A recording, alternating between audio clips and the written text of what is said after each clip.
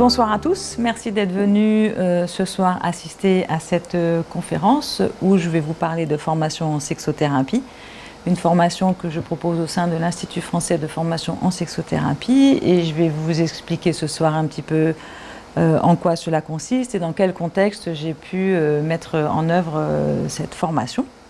Donc voilà, je vous remercie d'être là ce soir et je vous remercie de regarder cette conférence après derrière votre écran. Alors, ce soir, je vais vous parler d'un certain nombre de choses qui me semblent intéressantes pour pouvoir expliquer dans quel contexte cette formation me semble intéressante, sinon je ne la proposerai pas. Mais avant tout, peut-être je peux vous dire quelques mots sur moi. Moi, je suis gestalt thérapeute au départ, et puis je me suis spécialisée en sexothérapie avec différentes formations en sexologie, parce que c'est un thème de la sexualité qui m'intéresse depuis très longtemps. Et c'est vraiment un domaine où à la fois ça pourrait être beau, merveilleux, magique, et en même temps c'est bien souvent abîmé, dramatique, il y a beaucoup de difficultés, de misère, de situations pénibles. Et donc pour moi c'est vraiment important de pouvoir accompagner ces personnes dans ces difficultés-là. Et dans les formations que j'ai suivies pour me spécialiser, je n'ai pas vraiment trouvé quelque chose qui pouvait me convenir, donc j'ai mixé différentes approches, et à l'aide de mes clients qui m'ont sollicité, j'ai petit à petit construit un modèle multidimensionnel, multiréférentiel dont je vous parlerai tout à l'heure.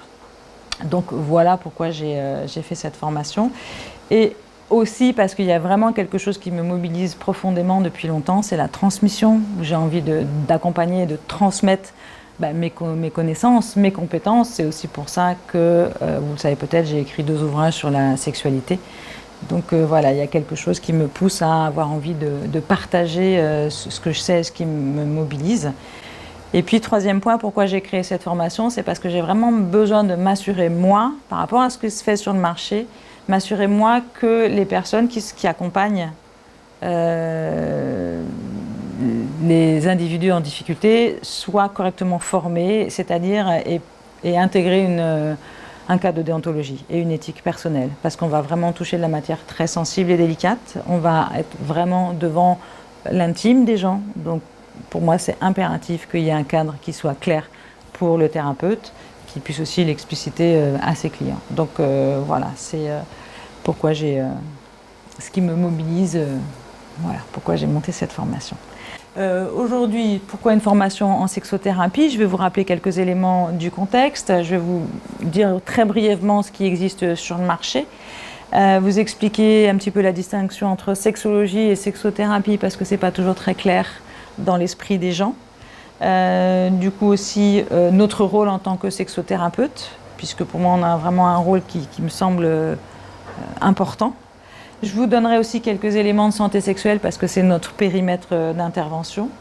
Et je vous expliquerai aussi la démarche de la sexothérapie qui, comme je l'ai dit juste avant, c'est une démarche holistique, multidimensionnelle qui intègre toutes les dimensions de la personne. Après, je vous expliquerai aussi qui peut se former au sein de l'Institut et pourquoi se former. Quelques mots sur l'Institut brièvement, et on rentrera plus dans le détail de la formation de praticien en sexothérapie. C'est vraiment le pourquoi de cette soirée. Voilà. Alors le contexte actuel, vous le connaissez, il y a un contexte de scandale, de libération de la parole, plus ou moins bien accueilli. Il y a un contexte où il y a beaucoup d'écrits, beaucoup de magazines qui publient des articles. Sur Internet aussi, on trouve beaucoup d'informations aujourd'hui sur la sexualité. Or, il y a des informations qui sont intéressantes et pertinentes. Et puis, il y a aussi un peu du tout et n'importe quoi. Donc, c'est vraiment un sujet qui est très florissant aujourd'hui, la sexualité et ses difficultés. Et en même temps, les gens qui viennent me voir, ils n'ont pas forcément trouvé l'information qui leur convenait sur Internet. Et puis tout le monde ne va pas oser aller chercher des informations. Et voilà, il y a besoin pour moi de remettre des choses un petit peu au clair. En tout cas, c'est un sujet qui intéresse beaucoup de personnes. De tout temps, la sexualité, ça intéresse beaucoup de personnes. Mais on est dans un contexte où vraiment, là, aujourd'hui, il y a quelque chose à en faire. Surtout par rapport pour faire une forme de pendant à la pornographie, parce que ceux qui n'ont pas trouvé une information pertinente et ajustée, notamment les jeunes, vont aller chercher de l'information dans cet espace-là qui n'est pas le plus pertinent à mon sens pour apprendre ce que c'est que la sexualité. Voilà. Alors, dans notre contexte aussi, il y a l'Organisation mondiale de la santé qui s'est intéressée depuis un certain temps sur les problématiques de santé sexuelle. Donc, il y a eu plusieurs définitions qui ont été créées, élaborées depuis 1975. Je vous ai rappelé ici celle de 2002, que je peux lire avec vous, qui est vraiment pour moi notre périmètre en fait, d'intervention. On rentrera un petit peu plus en détail tout à l'heure. Donc la santé sexuelle est un état de bien-être physique, émotionnel, mental et social associé à la sexualité. Elle ne consiste pas uniquement en l'absence de maladie, de dysfonction ou d'infirmité. La santé sexuelle a besoin d'une approche positive et respectueuse de la sexualité et des relations sexuelles. Et la possibilité d'avoir des expériences sexuelles qui apportent du plaisir en toute sécurité, sans contrainte, discrimination ou violence. Et c'est vraiment important pour moi, cette définition-là, elle me sert vraiment de cadre et de support, parce qu'on n'est pas là que pour résoudre des troubles. Vous allez le voir tout à l'heure en rentrant un peu plus dans le détail. On est vraiment là pour accompagner des personnes vers un mieux-être sexuel. Donc bien sûr, ça consiste en tenter de résoudre les troubles, mais aussi de regarder tout ce qui se passe sur le plan relationnel. Ce n'est pas uniquement une dimension organique, et d'ailleurs elle est plus réservée au corps médical, mais davantage une dimension psychologique et relationnelle. Et je suis vraiment contente que l'OMS ait pu encadrer, que nous puissions nous appuyer sur cette définition-là pour encadrer notre pratique. Voilà. Donc voilà, ça comprend le sexe biologique, l'identité, les rôles sexuels, l'orientation sexuelle, l'érotisme, le plaisir, l'intimité et la reproduction aussi. Même si c'est un peu moins notre registre, nous, sexothérapeutes, ça reste important. Voilà. Comme vous pourrez avoir les slides après, vous aurez la définition complète, je pourrais vous la transmettre en tout cas. La santé sexuelle, c'est des actions donc soutenues et menées par l'OMS à travers le monde, notamment dans les pays étrangers, notamment par rapport aux violences faites aux femmes. Ça nous concerne peut-être un petit peu moins, nous, sexothérapeutes, mais ça reste une réalité qu'il convient d'entendre et d'accueillir dans notre cabinet. Voilà. Et au niveau du contexte humain, il y a vraiment pour moi à soutenir le droit à un mieux-être sexuel, surtout compte tenu que la sexualité féminine a été pendant très très longtemps réprimée, voire très maltraitée, malmenée. Donc il y a quelque chose, il y a une parole et un soutien vers rendre les femmes souveraines, si je puis dire, de leurs propres désirs et leurs propres plaisirs. Donc là, pour moi, on a un rôle intéressant à jouer. Alors il y a de plus en plus de personnes qui viennent consulter pour des troubles sexuels. Il y a de plus en plus, moi, c'est un cabinet qui tourne bien, donc j'en suis ravie. Et pourquoi je fais ces formations aussi, c'est pour pouvoir avoir d'autres thérapeutes vers qui envoyer des clients, parce qu'il y a de plus en plus de demandes en cabinet. Comme la parole se libère, voilà, les personnes acceptent de plus en plus de se faire accompagner, de se faire aider. Pas le cas de toutes, entre la personne qui prend rendez-vous, le moment où elle prend l'appel, elle prend le rendez-vous, et le moment où elle vient, il peut se passer du temps où elle peut ne pas venir du tout. En tout cas, les demandes vont croissant, ça c'est clair. Est-ce qu'il y a une augmentation des troubles? Peut-être. En tout cas, il y a une augmentation de l'expression par rapport à ces troubles. D'où l'importance de pouvoir les accueillir. En tout cas, pour moi, il est important de former des personnes et de bien les former, moi et d'autres collègues, de bien les former pour accompagner ce public.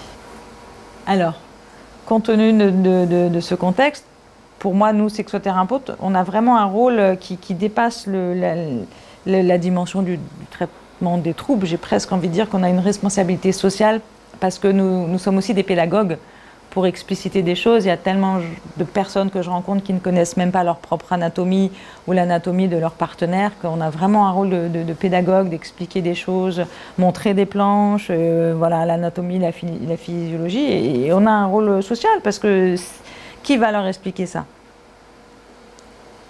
Comment elles sont faites? Ce n'est pas des choses qu'on voit forcément en détail à l'école. Parler de désir, parler de plaisir, parler de prévention, parler d'éducation, ça fait partie pour nous de notre rôle auprès des adultes, parce que, bon, pour ma part, je reçois des adultes, et pas des enfants et quelques rares adolescents.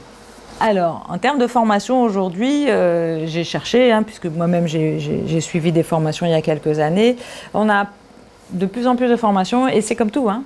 Il y a des choses très intéressantes, très bien faites, et puis il y a aussi des choses beaucoup moins intéressantes. J'avais vu un reportage il y a longtemps sur devenir sexothérapeute en un week-end. Pour moi, je ne sais même pas de quoi il s'agit, parce que je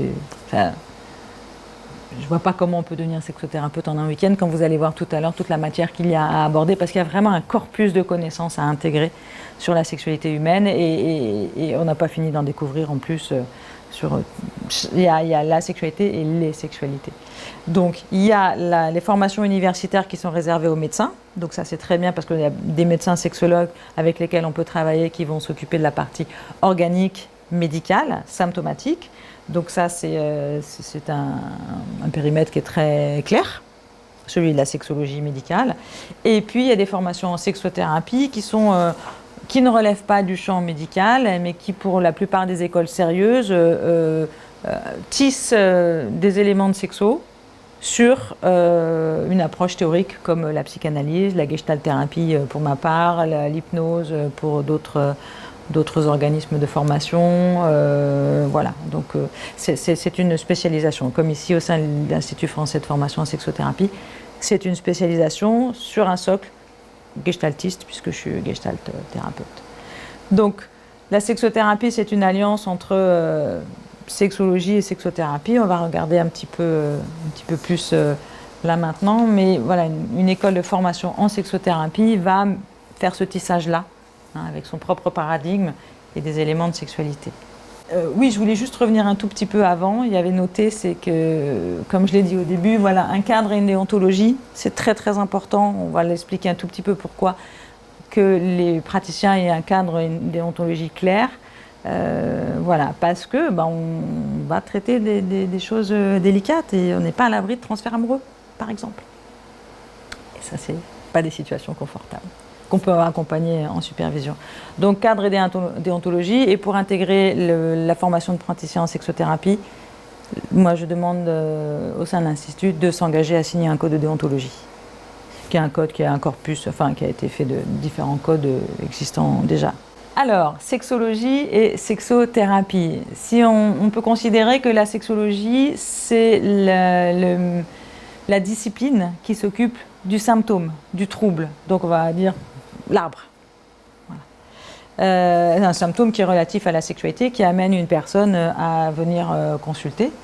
Et la thérapie, la psychothérapie, de manière générale, ça pourrait être la forêt. Donc le symptôme, l'arbre, la personne, voilà, ce qui émerge, et puis la forêt, la personne qui va être accompagnée dans le cadre d'une psychothérapie. La sexothérapie, c'est une alliance des deux. C'est-à-dire qu'on va s'occuper de l'arbre, on va s'occuper de la forêt, on va s'occuper de l'arbre et de la forêt, l'arbre dans la forêt dans le monde. Enfin vraiment, c'est une entrée bien souvent dans une psychothérapie. Parce que la sexualité, elle parle vraiment de qui nous sommes, elle parle de la façon d'être de la personne dans la relation intime, ça parle de son histoire, ça parle de ses expériences, ça parle de ses relations. Donc le symptôme, il va être la manifestation d'un problème, mais qui est certainement plus complexe que uniquement ce qui est vu, ce qui est visible. Donc c'est pour ça que, en tout cas moi, mon parti pris, c'est vraiment une dimension sexothérapeutique plus globale, parce que c'est aussi accompagner les personnes qui m'intéressent et pas uniquement traiter le symptôme. Il y a d'autres écoles qui s'occupent très bien de ça, mais moi je suis vraiment passionnée par les personnes et curieuse d'investiguer avec eux, d'aller comprendre, d'aller explorer qu'est-ce qui s'est passé, qu'est-ce que ça veut dire sur le plan physique, physiologique, cognitif, corporel, psychogénéalogique. Enfin voilà, c'est une aventure aussi, chaque accompagnement, chaque rencontre. C'est une enquête qu'on mène aussi. On a un côté un petit peu investigation pour comprendre, pour élaborer, mettre à jour. Voilà, donc c'est ce qui fait aussi l'intérêt du métier. Parce qu'appliquer des protocoles pour traiter un symptôme, moi en tout cas, c'est pas ce dont j'ai envie de faire. Voilà.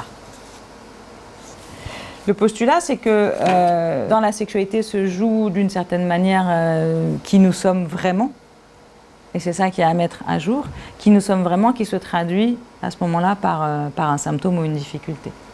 Et l'apport de la Gestalt-thérapie est vraiment intéressant parce qu'elle considère déjà l'être humain de manière holistique. Elle va regarder déjà toutes les dimensions de la personne.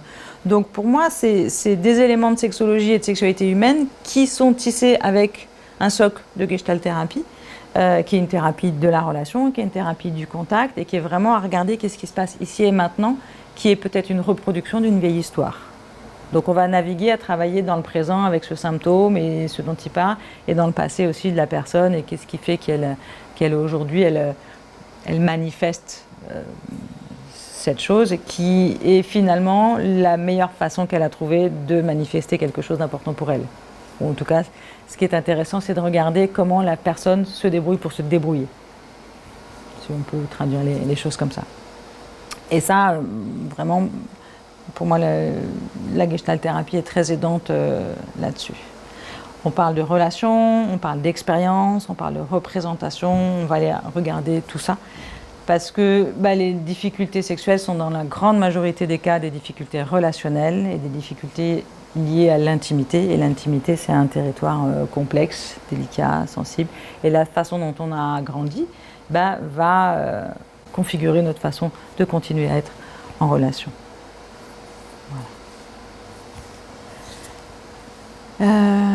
Alors notre posture, notre rôle, c'est vraiment accueillir sans jugement qui est la personne, ce qu'elle fait et comment elle le fait.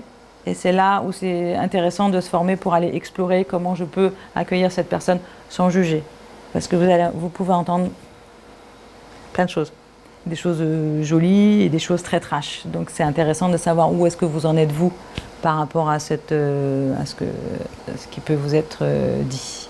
Sachant que la personne, elle fait vraiment de son mieux quand elle fait ce qu'elle fait. Donc voilà, ça c'est vraiment une grande... C'est pas le plus facile pour un sexothérapeute d'être au clair à peu près sur ce qu'il peut accueillir, parce qu'on est, nous, êtres humains, on a notre propre sexualité qui peut venir nous questionner quand on écoute telle ou telle problématique, comme en thérapie classique. Donc voilà, qu'est-ce que je peux accueillir? Qu'est-ce qui se passe là que la personne m'explique? Qu'est-ce que je peux accueillir? Et comment je peux, moi, mettre un cadre de protection et de sécurité et de confidentialité, bien sûr, pour pouvoir travailler à accompagner et soutenir cette personne. Bien sûr, notre matière délicate est une matière qui est souvent tissée de honte que la personne porte et que la personne peut exprimer quand elle dit ce qu'elle vous partage. Donc c'est à nous aussi de pouvoir accueillir cette honte et de pouvoir soutenir le courage d'être venu en consultation pour se faire aider. Et déjà accueillir la honte a déjà des effets thérapeutiques, pour pouvoir mettre des mots dessus. Donc c'est important. Et une grande question des personnes qui viennent nous voir, c'est suis-je normale? Donc c'est rassurer par rapport à la normalité, sachant que à quelle norme on se réfère, ça sera à explorer, à regarder, parce qu'il y a la norme statistique, la norme biologique, la norme culturelle, la norme, différentes normes, mais de rassurer la personne sur le fait qu'elle est un individu unique et singulier, et que il n'y a pas de case, il n'y a pas de critères. Pour moi, la norme, c'est la loi, en fait. Et à côté de ça, à partir du moment où la personne respecte la loi, tout est possible entre adultes consentants. Mais voilà, c'est des questions qui reviennent, suis-je normale?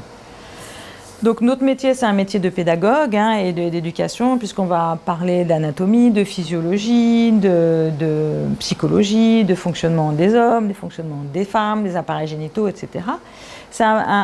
Bien sûr, on va beaucoup ramener la personne à son corps et à ses ressentis, parce qu'on fait quand même l'amour un peu avec son corps. Donc qu'est-ce qui se passe là? Et les symptômes, souvent, les troubles sont liés, souvent, pas toujours, à un manque d'accès à ces sensations et à ses perceptions.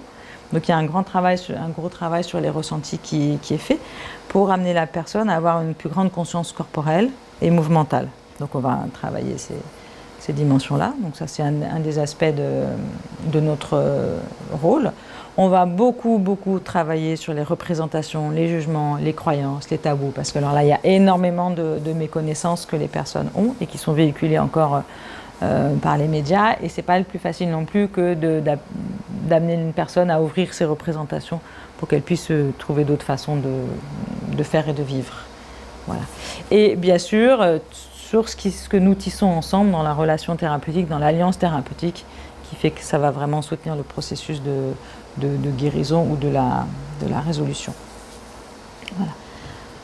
Concrètement, il s'agit d'amener les personnes à retrouver une santé sexuelle et un mieux-être sexuel. Alors, la santé sexuelle, voilà. Quelques informations sur notre périmètre, hein, toujours. Donc, la santé sexuelle, de quoi parle-t-on finalement? Alors, on parle de la santé au niveau organique.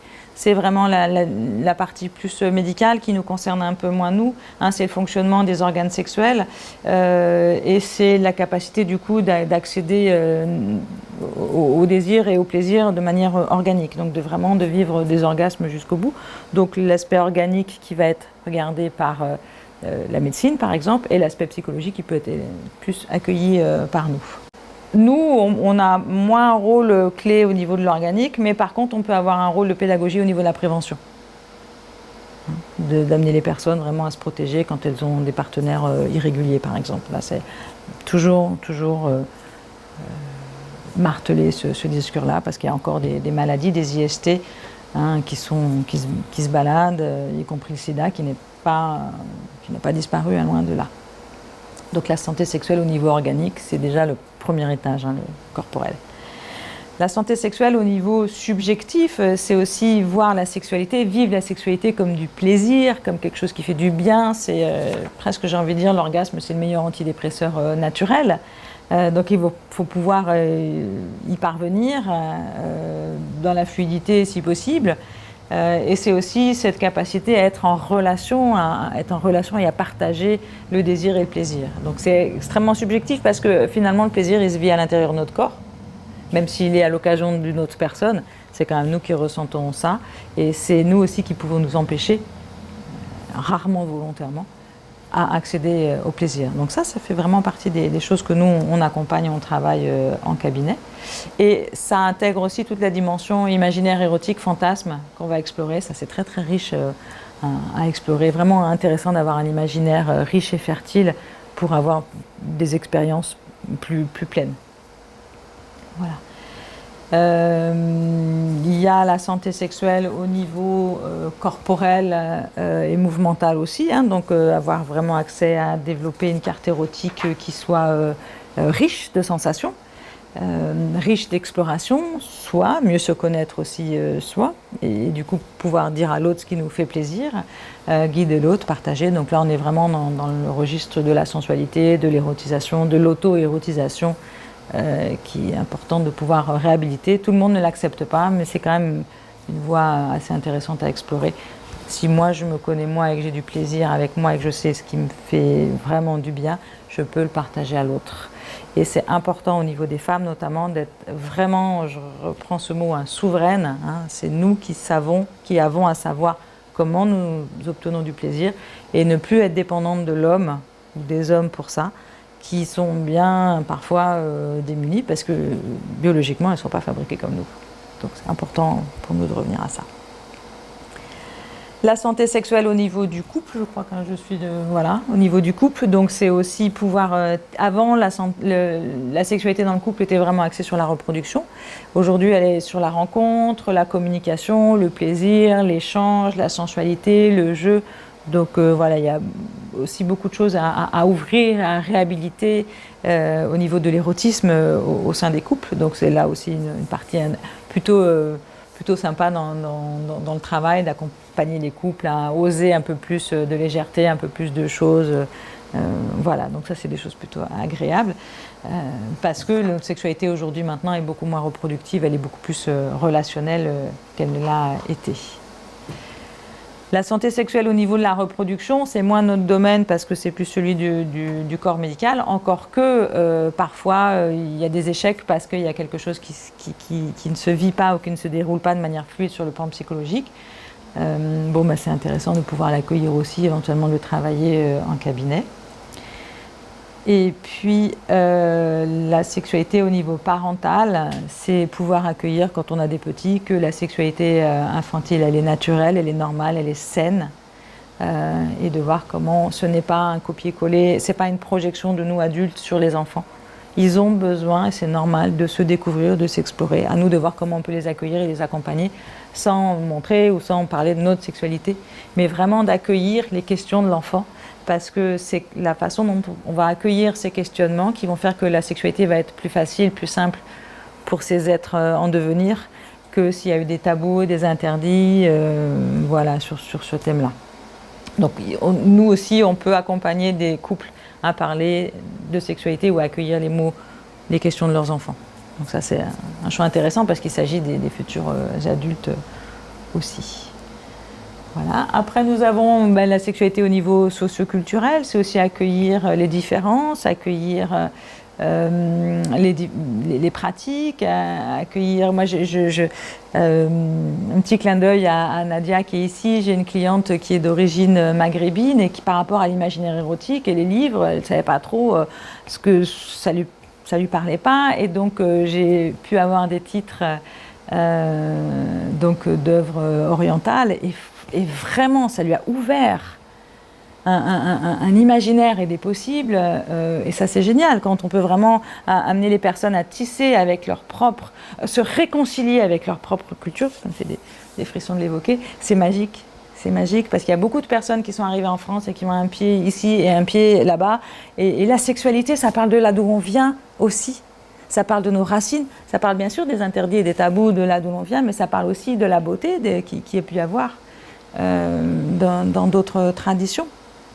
Voilà, le Japon, la Chine, plein de belles choses aussi. Donc voilà, on a aussi, je vous invite aussi à avoir cette ouverture-là pour les différentes traditions et différentes aussi catégories socio-professionnelles, parce que vous allez avoir des personnes qui viennent de tous les milieux. Donc c'est adapté, ajuster votre discours en fonction des personnes là d'où elles viennent. Vous ne pourrez pas forcément parler de la même façon selon le milieu d'origine. Donc nous avons à nous ajuster pour rejoindre les personnes là où elles sont. Ce n'est pas elles qui vont venir s'ajuster à nous. Alors, la sexothérapie. Une démarche, donc, comme je vous ai dit, un petit peu vous commencez à le comprendre maintenant, à voir le tableau. Une démarche multidimensionnelle où bien sûr on va quand même parler de l'état de santé, parce que quelqu'un qui dort mal, quelqu'un qui fume beaucoup par exemple et qui n'a pas une bonne hygiène de vie risque d'avoir des troubles organiques aussi, plus facilement que quelqu'un qui a une hygiène de vie plus simple. Le tabac c'est vraiment un des premiers ennemis de l'érection par exemple. Donc voilà, ça ne veut pas dire que vous allez forcer les personnes à arrêter de fumer. Vous allez avoir des éléments de physiologie et d'anatomie qui vont vous aider à expliquer à la personne en quoi le tabac peut être nocif, en quoi les troubles du sommeil peuvent être aussi mauvais pour une fluidité organique. Vous allez regarder aussi s'il y a des maladies, parce qu'il y a des maladies qui peuvent avoir un impact sur la sexualité et des traitements médicaux aussi qui peuvent avoir un impact hypo, donc soit pour diminuer la sexualité, la libido, soit hyper. Il y a des traitements pour traiter par exemple le Parkinson qui conduisent les personnes à avoir de l'hypersexualité. Donc c'est pas confortable pour elles à vivre, même si ça peut être plaisant. Donc voilà, après c'est à voir comment les médecins peuvent ajuster les traitements. Mais nous, on est obligé d'avoir ces informations-là quand même aussi pour comprendre un peu le tableau clinique. C'est important aussi de savoir si les personnes ont eu des hospitalisations, parce que ça peut vous donner des informations sur son histoire et ses relations.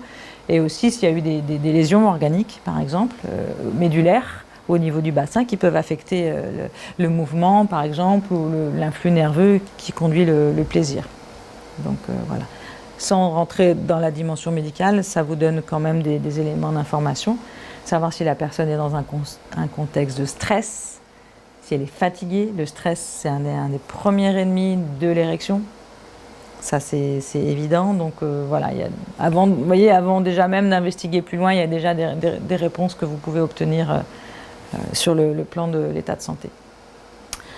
Vous allez regarder, comme je l'ai dit, la dimension corporelle, l'anatomie, la physiologie. Vous allez aussi regarder avec la personne comment elle en est au niveau du toucher, de la sensorialité, de la sensualité et le mouvement. Puisque plus la personne se déploie dans un mouvement fluide et ondulant, plus elle va avoir du plaisir que si elle reste dans quelque chose d'étriqué, de serré. Et ça sera à vous d'amener peut-être un travail au niveau du ressenti, du mouvement pour que ça puisse s'ouvrir et se déployer. En explorant, qu'est-ce qui fait que d'abord il y a peut-être un rétrécissement, accueillir la personne déjà dans ce qu'elle manifeste. Voilà, donc au niveau corporel, parce que c'est là aussi que ça se joue quand même beaucoup. Tout ce qui est dimension contextuelle est à regarder, surtout quand la personne est en relation, la vie quotidienne, la vie de couple, les conflits qui ont un impact sur la sexualité, la vie professionnelle aussi avec le stress, les relations familiales. On n'est pas que l'autre et nous dans un lit, il y a aussi les parents, les enfants, il y a beaucoup de monde dans un lit qui sera exploré pour pouvoir se dégager l'esprit de choses qui n'ont pas leur place. Toutes les grandes étapes de vie, la naissance, la maternité, la paternité, la ménopause, les deuils, voilà, tout ça, ça peut avoir un impact sur la sexualité. Vraiment, c'est à la fois extraordinaire comment nous sommes faits et à la fois assez sensible. On va regarder, comme je l'ai dit, les dimensions cognitives, donc les croyances, les représentations, les peurs, les tabous, dimension sociale et culturelle qui fait que on va avoir un tableau assez global et final et aussi précis de qui la personne est, comment elle fonctionne, comment elle fait pour faire ce qu'elle fait. Et donc tout ça, ça va vous donner des éléments sur la personne et puis associé à ça, tout un corpus de connaissances et de compétences que vous avez vous pour pouvoir poser des questions, investiguer, réfléchir, faire des hypothèses, échanger avec la personne. J'ai aussi, les dimensions comportementales sur les comportements sexuels où là c'est intéressant d'aller explorer aussi tel ou tel comportement, les pratiques sexuelles aussi, la relation à soi, la relation à l'autre, l'intimité, la séduction, le désir, le plaisir, les craintes. Voilà, tout ça c'est intéressant à investiguer aussi. Et la dimension psychique, psychologique et émotionnelle, bien sûr, puisque ça a aussi cette dimension-là qui est sollicitée dans la sexualité. L'histoire, le parcours de vie, les traumatismes, parfois les abus, en fait, tout ce qui fait que la personne s'est constituée sur le plan psychique et psychologique. Donc vous voyez, c'est assez complet en fait, comme terrain d'exploration. Et c'est ça aussi pour moi qui fait vraiment l'intérêt de ce métier. Parce que je suis très curieuse, donc j'aime avec la personne, puisque c'est ensemble que nous allons travailler au service de la résolution du trouble. On n'y arrive pas toujours, on ne peut pas non plus promettre aux personnes qu'on va les guérir, puisqu'on n'est pas sur le plan de la guérison, mais on peut vraiment s'engager à faire le maximum au niveau de nos connaissances et de nos compétences pour les accompagner vers une résolution des troubles. Et chacun a son propre rythme, chacun est plus ou moins souple, chacun s'engage plus ou moins dans ce travail thérapeutique. Et ça ne nous appartient pas. C'est vraiment la responsabilité de la personne qui va là où elle peut aller. Ça ne sert à rien de tirer sur la plante, elle ne poussera pas plus vite. Même si vous avez une idée de « tiens, ça serait intéressant de faire ça ou d'explorer ceci », voilà. Il y a des personnes qui vraiment s'engagent très très vite dans le travail et d'autres moins. Voilà. Sachant que il y a des jours où nous aussi on est un peu moins en forme, on a un peu moins d'imaginaire pour explorer telle chose. On fait aussi avec qui nous sommes. Moins facile de travailler avec des gens dont leurs croyances ne sont pas les nôtres. Donc même si on doit accepter d'être sans jugement, c'est oh oui, il y a ça, j'entends ça. Bon, je vais essayer de le mettre de côté, puis je vais accueillir la personne.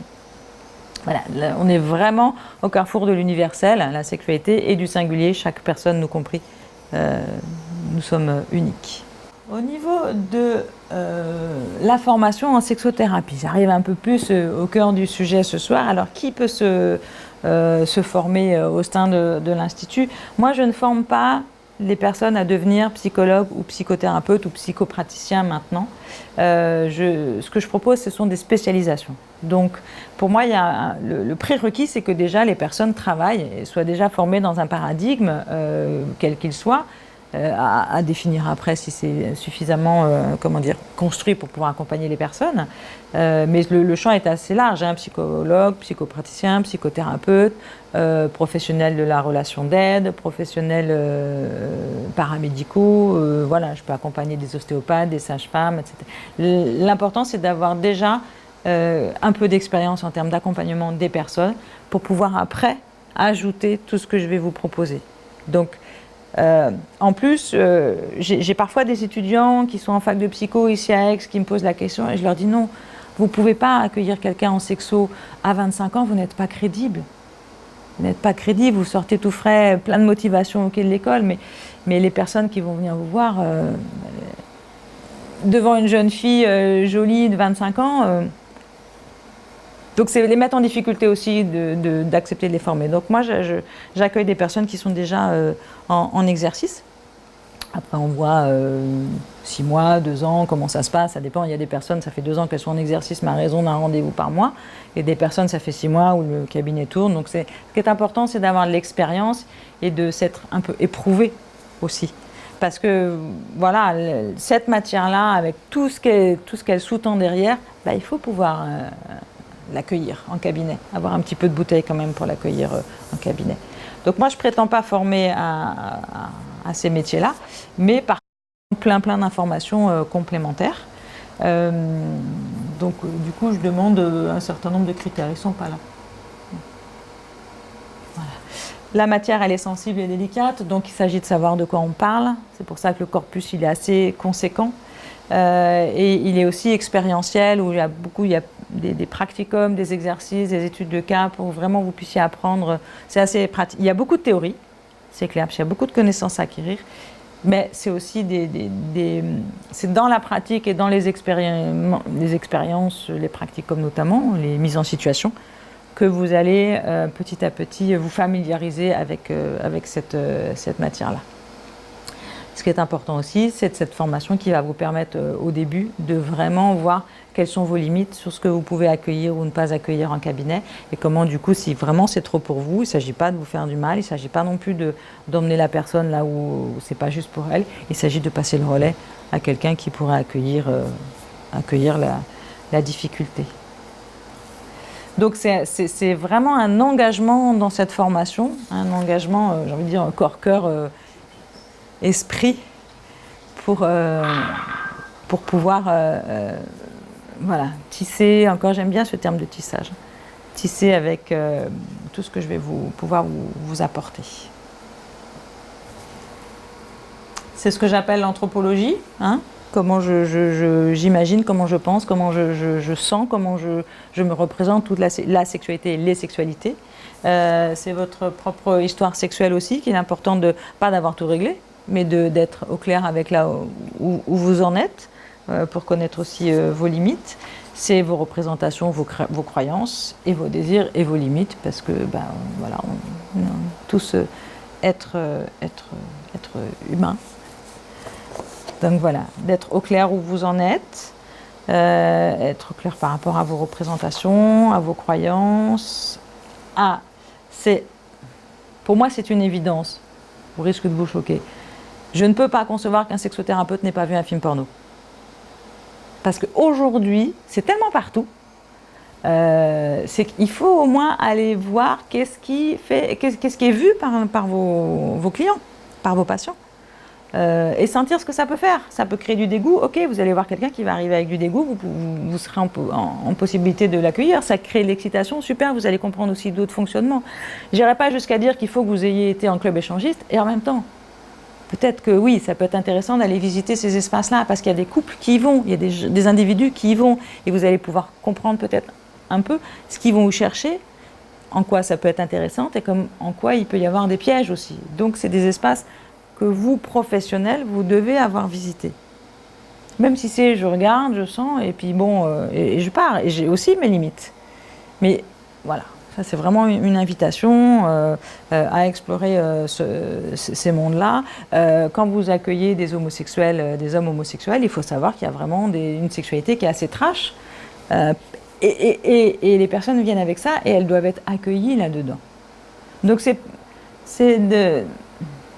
d'essayer d'avoir le moins d'ombre possible dans votre tableau, avec vos limites et votre curiosité. Voilà, pour des pratiques.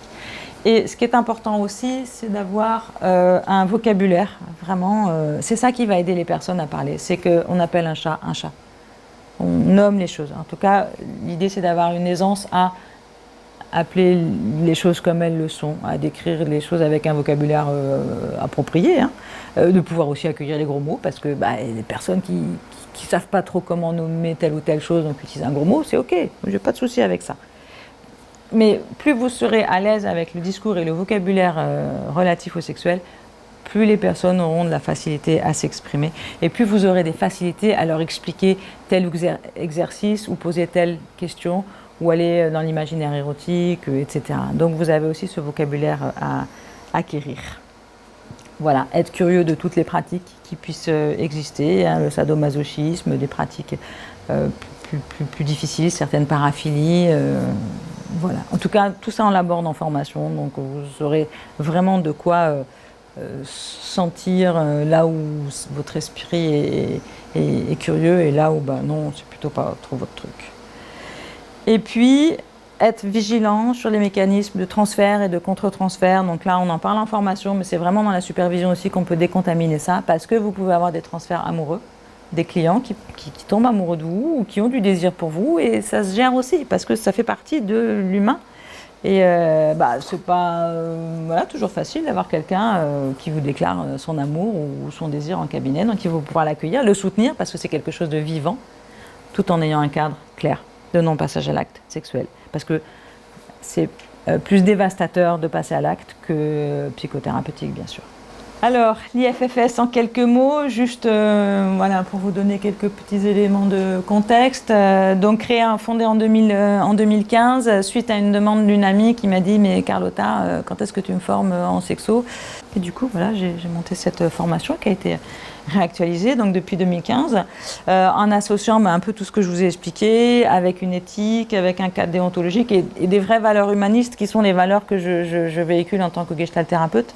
De respect de soi, de respect de l'autre, d'accueillir la personne là où elle est, de bienveillance, de prendre le temps dont on a besoin. Enfin voilà, vraiment quelque chose qui rejoindre la personne là où elle est, dans l'ouverture, le non-jugement, l'accompagnement, et pas dans faites ceci, faites cela, parce que non. La personne, elle est comme elle est, et elle a le droit d'être accueillie dans sa différence, dans sa singularité. La formation de praticien en sexothérapie, donc une formation qui est une formation,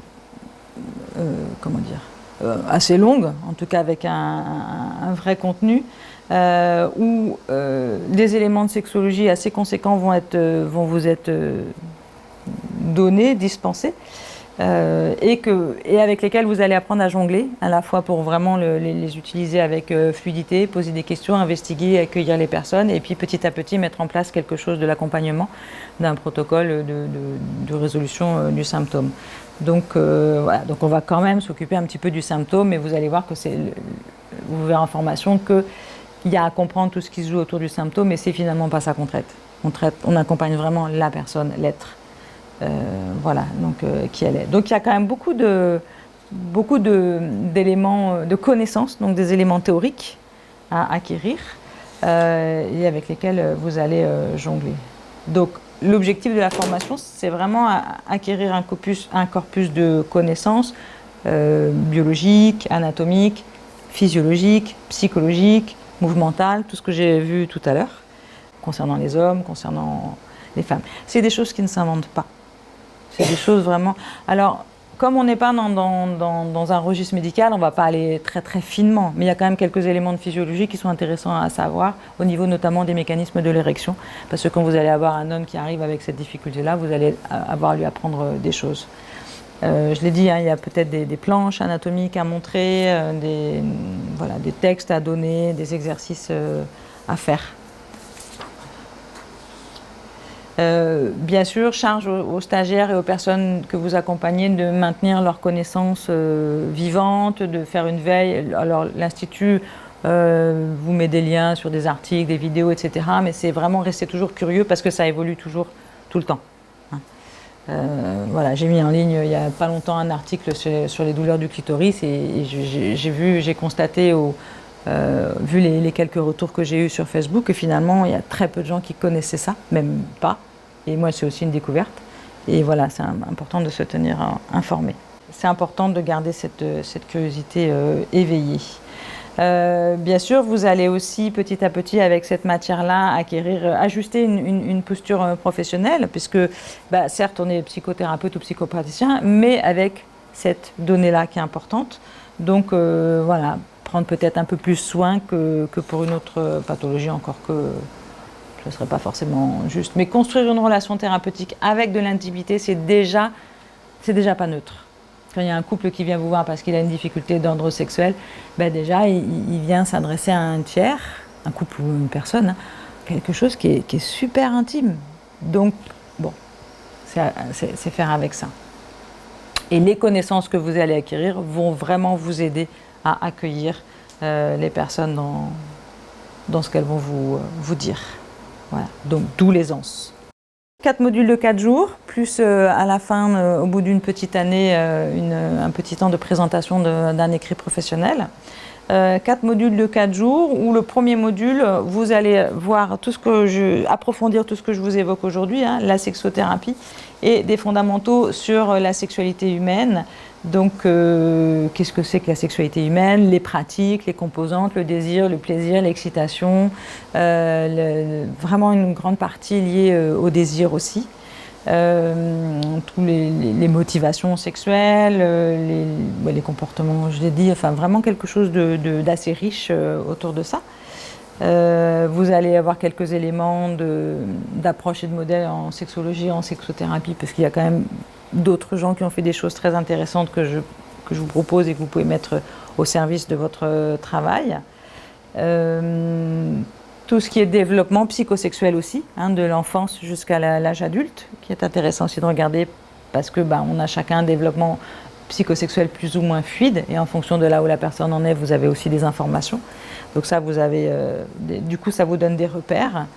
Et les activités sexuelles aussi, ce que font les êtres humains, et l'intelligence sexuelle, donc tout ce qui est de l'ordre de l'érotisme, de la sensualité.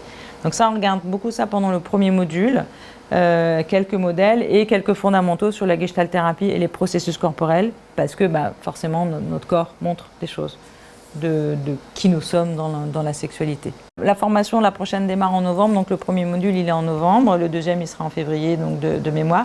Il est centré sur la sexualité masculine et ses troubles, et donc là il y a voilà, tout ce qui est de la psychologie masculine.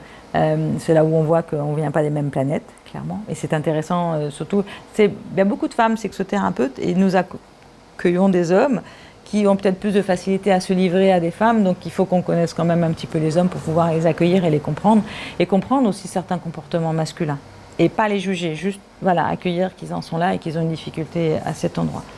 L'anatomie, la physiologie de l'érection, de l'éjaculation, ça c'est important aussi à acquérir, parce que vous allez accompagner les personnes vraiment à sentir ce qui se passe en eux, à faire des exercices chez eux pour se découvrir davantage et petit à petit résoudre les troubles.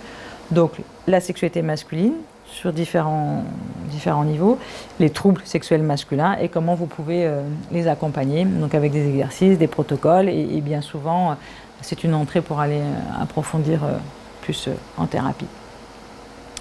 Un peu la même chose au niveau du module 3 sur la sexualité féminine, avec des éléments qui sont un peu plus propres à la sexualité féminine, c'est tout ce qui est estime de soi, image corporelle, les hommes un petit peu, mais peut-être un petit peu moins. Vraiment les femmes, comment je m'aime et comment je me vois, et ça impacte beaucoup la sexualité des femmes, c'est que si je me trouve pas belle, je vais avoir du mal à me lâcher par exemple, et à oser me déployer. Donc voilà, la sexualité féminine avec la psychologie, l'anatomie, tout ça, les troubles féminins et comment traiter les troubles. Donc on a vraiment pas trop de 4 jours pour ça aussi. C'est très complexe, il y a beaucoup d'exercices aussi, des exercices que vous allez faire en cabinet, d'autres que vous proposerez à vos clients et patients. pour pouvoir, c'est important que vous les fassiez vous pour pouvoir les animer après. Relaxation, travail sur le périnée, donc voilà, des choses. Après, vous pouvez aussi envoyer à d'autres professionnels, hein, kinés, sages-femmes, bien évidemment, mais vous devez quand même vous pouvoir accompagner le cas échéant. Et le quatrième module, donc c'est la sexualité dans le couple, c'est plutôt des notions, hein, puisque ça sera approfondi dans des stages plus tard. La sexualité dans le couple, donc les difficultés sexuelles et leur impact, l'impact des conflits sur la sexualité, l'intimité et l'infidélité, parce que ça, beaucoup de couples arrivent avec cette problématique-là, et il s'agit de les accueillir, parce que ça fait... S'il y a eu infidélité, peut-être il y a une situation de couple qui a créé l'infidélité, mais il y a à regarder l'infidélité et ses effets, mais aussi ce qui était avant. Donc c'est un peu double travail. Hein. Et voilà, avec la sexualité au milieu. Bien souvent, quand j'accompagne des couples qui viennent avec une difficulté sexuelle, c'est pas la sexualité qu'on traite, c'est tout le reste. Parce que c'est comme là, pour le coup, c'est vraiment le symptôme qui révèle un problème sous-jacent, relationnel ou contextuel. Et puis quelques notions aussi sur les traumatismes et les abus. Ça sera un module à part entière qui aura lieu début 2020. Et quelques informations aussi sur l'orientation sexuelle, un petit peu des choses de l'identité sexuelle, l'orientation sexuelle et le genre. Donc ça aussi, 4 jours, on n'a pas trop pour aborder tout ça. Je vous l'ai dit, donc c'est une formation théorique et pratique avec donc des mises en situation où vous allez endosser un rôle que vous allez tenir tout le long de la formation, sur lesquels, comme si vous étiez un client, en fait, vous allez avoir un script, un scénario, et avec lequel vous allez jouer et être thérapeutisé pendant toute la formation, des apports théoriques et méthodologiques bien sûr, des exercices, des expérimentations, des séquences en petits groupes, des partages, des outils et des grilles aussi que je peux vous apporter, et un travail intersession avec des exercices et des exposés à préparer pour vraiment approfondir tel thème et puis pouvoir en parler aux autres stagiaires. Ça fait partie de la dimension de pédagogue qui est pour moi importante à déployer. Voilà, donc je vous ai dit 4 modules de 4 jours. Dans la formation aussi, c'est important pour moi d'être supervisé. Donc il y a 5 jours de formation, de supervision de groupe qui sont prévus, et puis au moins 5 heures de supervision individuelle, parce que vous allez voir que voilà, il y a peut-être des choses que vous ne savez pas faire, ça c'est normal. Hein. Pour moi, un psychothérapeute ou un psychopraticien se doit d'être supervisé. Et pour intégrer cette thématique particulière, c'est intéressant d'avoir un espace où vous allez pouvoir le travailler.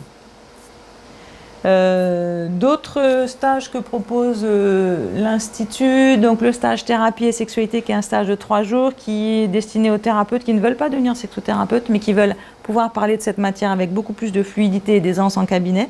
Et du coup, comme le thérapeute est plus à l'aise, les clients vont oser finalement en parler, ou le thérapeute pourra oser tirer un peu ce fil-là. Donc c'est un joli stage de 3 jours, c'est un peu le condensé finalement des 16 jours.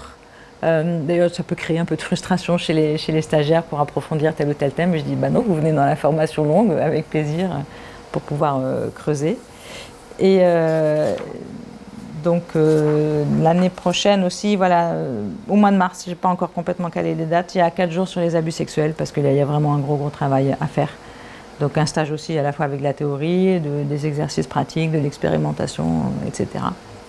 Parce que c'est encore plus délicat, surtout quand il y a eu des abus sexuels dans l'enfance ou de l'inceste. Donc il y a toutes ces choses-là accompagnées vraiment avec délicatesse, avec douceur, avec sensibilité, parce que voilà, c'est des choses, des vrais traumatismes. Donc ça, c'est l'année prochaine.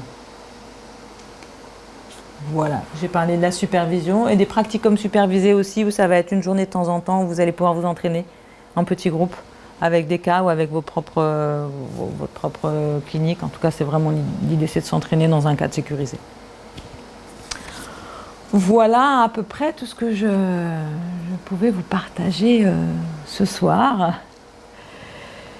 Je vois que j'ai beaucoup parlé, j'ai beaucoup à dire aussi, hein, vous l'aurez compris, c'est un sujet qui me passionne, qui m'intéresse. Je sais qu'il fait chaud et en même temps, je suis curieuse si vous avez des questions à poser. Je ne sais pas tout, hein, mais voilà, peut-être vous aider un petit peu à clarifier tel ou tel point. clarifier, s'il te plaît, la différence entre sexologue et sexothérapeute? Alors, c'est un peu, c'est lié à notre périmètre d'intervention, hein. Juste par rapport au micro, la différence entre sexologue et sexothérapeute. Alors, il y a le sexologue médecin, déjà, donc, qui est déjà médecin et qui a suivi un cursus complémentaire, et le sexologue non médecin qui va s'occuper plus du symptôme et de la mécanique, et qui va moins aborder ce que nous, on regarde, qui est d'un registre plus global, plus multidimensionnel, qui est de l'ordre de la psychologie. Quand j'avais fait la formation en sexologie, donc il y a quelques années, vraiment, le formateur, il disait, moi, ça, je m'en occupe pas, j'envoie des thérapeutes, parce qu'il y avait quelque chose de l'ordre psychologique ou historique qui était à traiter. Et lui, non, il était vraiment dans plus l'accompagnement de la mécanique, avec des exercices, des protocoles, etc. Donc, voilà.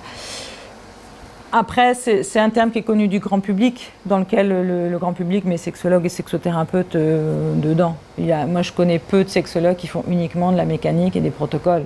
C'est vraiment plus un accompagnement plus élargi. Je dirais la différence majeure, c'est entre le médical et le non médical. Sur les avis, est-ce qu'il faut avoir suivi préférentiellement autre chose avant, enfin, dans quel sens on peut faire, et est-ce qu'on peut arriver, par exemple, sur la formation sur les abus, sans avoir suivi la formation en sexothérapie? Alors ça dépend des formations, j'ai envie de dire oui, parce qu'il y a d'autres organismes de formation qui font des formations sur les abus sexuels. Il n'y a pas besoin d'être spécialisé en sexothérapie pour accompagner des personnes abusées, ça serait réducteur d'ailleurs. Donc non, c'est vraiment ouvert à des thérapeutes quand même. Il n'y a pas besoin d'avoir fait le cursus complet. Après, l'école, elle est jeune, donc moi j'ai plein d'idées de thèmes, hein. Ça, j'ai dans mes cartons plein de choses, donc pour approfondir, petit à petit, ça va venir. Mais pour moi, par rapport aux demandes que j'ai et ce que je pressens, c'est le premier stage d'approfondissement, c'est sur les abus sexuels. C'est la demande actuelle en plus, hein. Donc après, il y aura des stages sur les couples, il y aura des stages sur d'autres formes de sexualité, des stages sur les processus corporels de manière plus approfondie, des stages, des stages plus courts aussi, ça dépend de la matière en fait, hein. Des approfondissements sur l'imaginaire érotique par exemple, des stages aussi pour plus dédiés à l'accompagnement des homosexuels aussi. Donc voilà, mais ça va être petit à petit que ça va se faire. Après la formation, quand la personne elle est formée et qu'elle veut se lancer donc, du coup, en tant que sexothérapeute, il y a une continuité d'accompagnement dans sa pratique, dans la mise en place de sa pratique enfin, qui est délivrée avec l'école ou avec vous. Alors, il y a la supervision qui fait partie déjà du package de la formation praticienne en sexothérapie, mais après, vous pouvez, et moi je recommande de continuer la supervision dans cette installation, dans cette intégration petit à petit, parce qu'en plus, en supervision, il peut y avoir quelques rappels de connaissances, quelques rappels théoriques. Donc, oui, puis quand vous avez fini la formation, vous pouvez vraiment travailler. Vous avez vraiment de quoi travailler, ça c'est clair. Vous êtes outillé. Mais c'est dans l'expérience que vous allez petit à petit voir, bah tiens, ça c'est plus fluide, ça c'est moins fluide. Donc là, c'est la supervision. Ça, la supervision, c'est qu'en plus, j'adore ça. Je trouve plus un commentaire qu'une question, mais je trouve intéressant l'approche qui convoque la psychologie, puisque pour citer Freud, il parlait de psychosexualité, donc pour lui la sexualité était intimement liée au psychologique et en fait à la tendresse. Donc la sexualité étant peut-être un moyen d'accès à la tendresse entre deux personnes.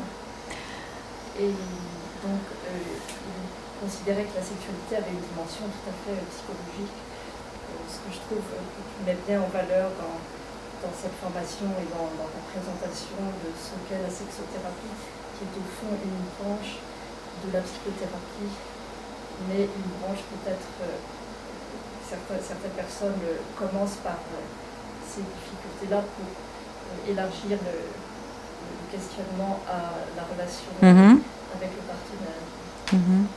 Oui, tout à fait. Tout à fait, c'est vraiment pour moi une clé d'entrée dans un travail thérapeutique ou un travail relationnel de couple. Donc oui. Après, sexualité, tendresse, sentiments, c'est des choses différentes. Et il y a beaucoup d'amalgames, du coup on va détisser des confusions pour pouvoir vraiment amener les personnes à mieux sentir. Je reçois par exemple des personnes qui me disent bah, j'ai plus de désir, j'aime plus mon partenaire. Bah non, on n'a plus de désir, ok, mais désir c'est une chose, regardons ce qui se passe, et le sentiment c'est autre chose. Peut-être qu'il y a quelque chose qui encombre ou quelque chose à regarder pour clarifier, mais ce n'est pas, on ne peut pas, comment dire, ce n'est pas corrélé. Mais dans l'imaginaire populaire, beaucoup quand même. Donc là aussi on a un rôle de pédagogue. Je dis, la sexualité, ça se passe à tel endroit, les sentiments, ça se passe à tel endroit. Faire un câlin, c'est du registre de la tendresse, et c'est pas du registre du sexuel. Et ça, je le dis parce que c'est un mot fourre-tout. Mais on va faire un câlin. Ben non, un câlin, c'est de la tendresse. Donc vous devez être aussi clair pour pouvoir faire de la pédagogie aussi à cet endroit-là. Parce que sinon, ça crée de la confusion. S'il y a confusion, ben, il peut y avoir après des conflits, des blocages, des tensions, etc. Donc oui, pour moi, le psychologique est vraiment essentiel dans cette matière. C'est l'importance du vocabulaire. Beaucoup de personnes utilisent le mot câlin pour désigner un rapport sexuel. Et ouais. Par peur d'employer les vrais mots. Ouais. Donc à nous d'amener les personnes à vraiment être plus claires sur ce qu'elles expriment. Bon alors Carlotta, si j'ai envie de faire cette formation, tu m'as persuadée, là je suis complètement emballée, qu'est-ce que je fais? Tu remplis un dossier d'inscription déjà? Voilà, un dossier d'inscription où je vais vous demander un petit peu de, comment dire, d'abord votre profil en termes de formation, votre parcours en termes de formation professionnelle de thérapeute. Voilà, pour vraiment que je regarde si votre candidature elle est éligible par rapport à la formation, pour que vous ayez quand même une expérience d'accompagnement dans des personnes.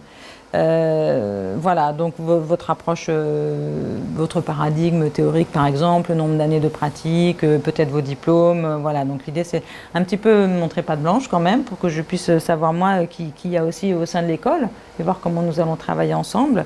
Bien sûr il y a le code de déontologie à signer et puis il y a un engagement financier à prendre puisque c'est quand même un coût cette formation et c'est une formation qui remplit les critères pour qu'elle soit financée par des organismes, des OPCA, donc des organismes qui collectent et qui financent les formations. Donc voilà. Une lettre de motivation aussi, parce que pour moi j'ai envie d'accompagner des gens qui ont envie, donc, et pas pour faire du business.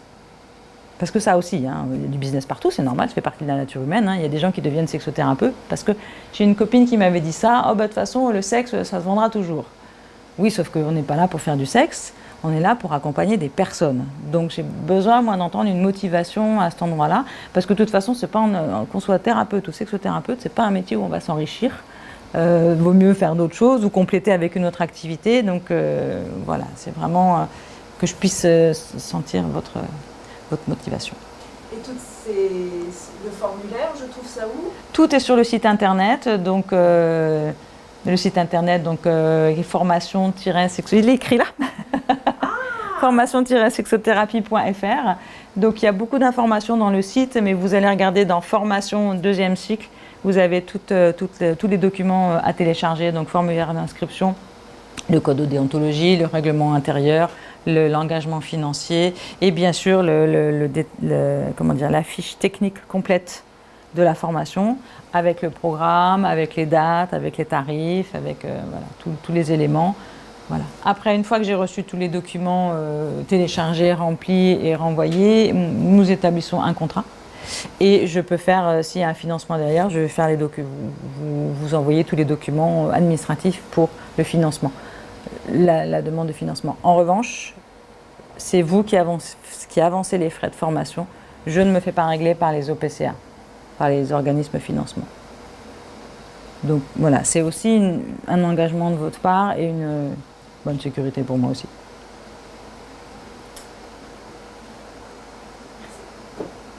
Okay. D'autres questions? Alors, merci beaucoup. Merci beaucoup.